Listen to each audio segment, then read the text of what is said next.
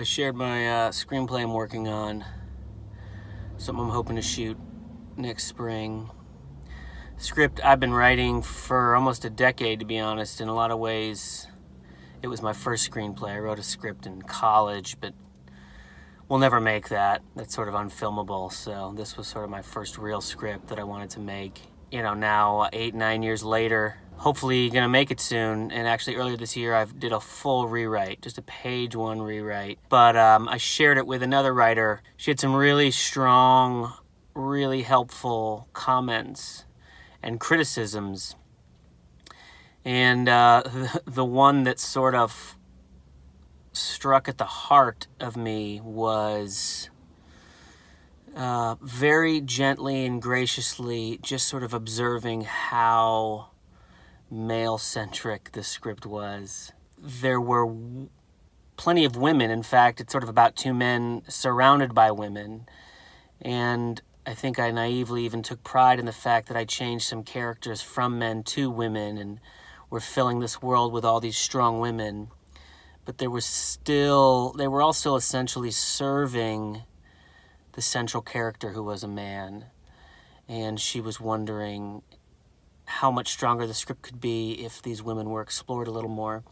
And it kind of cut to the heart of me a few reasons. One, I observed it to be true. I recognized the truth in it.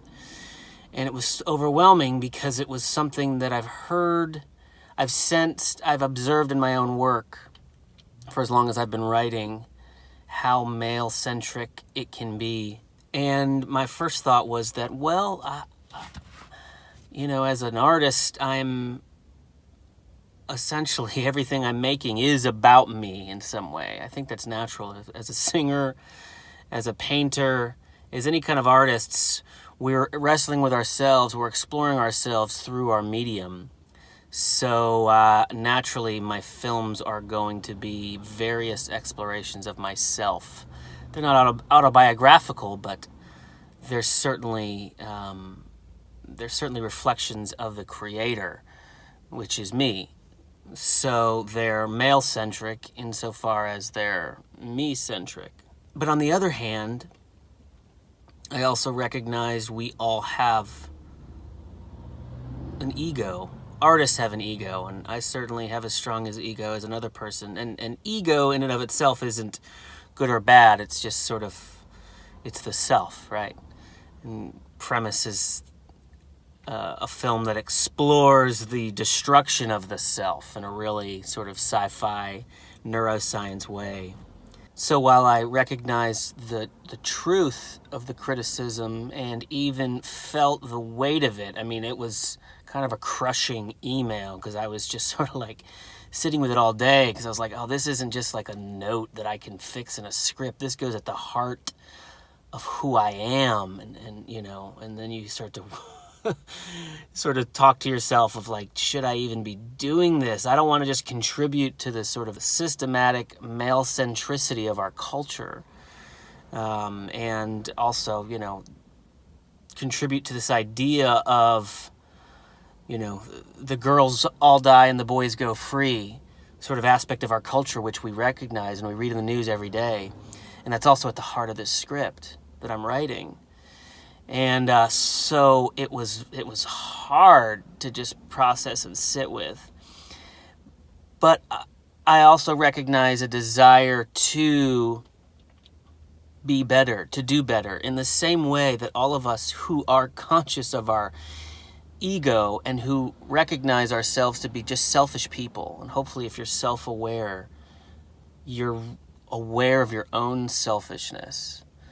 Certainly having a spouse or a partner illuminates your own bent towards the self. Having kids, so, you know, being a good person is a constant fight for the other against the self, right? That's life. But there's also that same truth can be applied, I feel like, maybe to our stories, to our scripts, to where I have a script that is, it's male-centric because the lead is a male and the lead might be me. And so one defense could be, well, all the characters should serve the lead character because that's the story you're telling. So the locations, everything is there to serve the lead character. And on the one hand, that's true, that's efficient storytelling, unlike, say, a TV series or even an anthology film, which can be about a lot of different characters. Films are about one character, one event.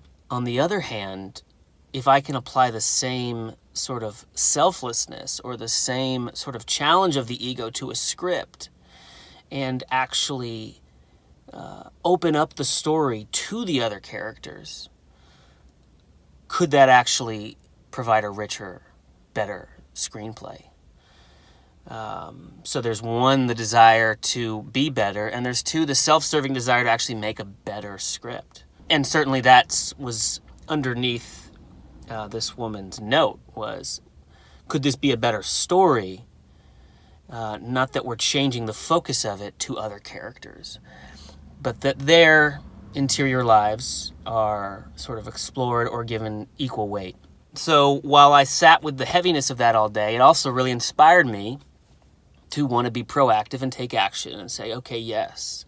Suddenly, the script just opened up, and a lot of it had me focusing. I felt like the answer was intuitively in one particular character. There's a sheriff who, for drafts and drafts, it was a man, and then several drafts ago, I made it a woman. And that all of a sudden opened up the script in a big way, and I loved it. But then once I sort of locked on to a certain actress that I want to play this woman, then that character became so much more rich for me. And in a lot of ways, I was thinking, man, this could be even her story, this sheriff who sort of witnesses this crime and has to deal with it. And so, inspired by this email of challenging the male-centricity, I then realized I could actually comment on the very thing that I was falling prey to and explore the themes that were already there about this idea of getting what we deserve, the girls dying and the boys going free, and have that exploration not only be more fully explored, but led by this strong maternal character of the sheriff. I've been doing some rewrites this week and have been writing some of the richest, best new lines and ideas coming from the sheriff's mouth that are really just opening up this script in a way that I always wanted, was always thought was there, but suddenly has only been unlocked because I've been challenged to get out of my own ego or the ego of my male character and explore the women that were already there circling the story, but who now, instead of just existing to react to the lead character or to be an agent of his either grace or retribution, they actually now serve a greater function of actual control in this world, in this story. And in a lot of ways, the film is becoming the sheriff's story as much as it is the lead male or the two lead men. And maybe that's a good way to think about it as just the writing exercise. If we have maybe strong lead characters but flat peripheral characters, what if we took each one of those characters, male or female, and just did a thought exercise of what would this script be if it was her story or her story or her story. That doesn't mean you change the plot and go off on tangents of their backstory that aren't serving the greater narrative. But in the scenes that they exist, the functions that they serve, if this was their story, how would those change? So while it's painful to be challenged and it's painful to just be aware of your own egocentricity in life and in your art, if we're open to it, if we're open to being better, if we're wanting to change, then amazing things can come from it. And that's, I think, how we achieve the level of, success and greatness that we want, is just being teachable, being able to be changed.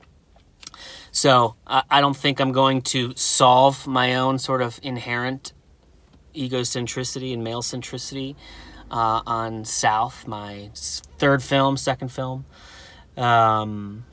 as a director, where I can really control the story I'm telling. Premise certainly is my film, but it's shared with Justin Moretto and Eric Schultz equally. And so it's And Eric, as the director, it will ultimately be his film, his voice, the things that he wants to say about men and women in the self. So I don't know that I will get there with South, the name of this film, or even the film after that, or the film after that. But hopefully, if people are there to challenge me and I'm open and receptive, I can have a body of work that shows growth and progress and maturity, just like I can hopefully have a life and be that as just a person, a husband, a father, a friend, growing. So don't let your egos get in the way. Use them to your advantage. Change them, mold them, mature them.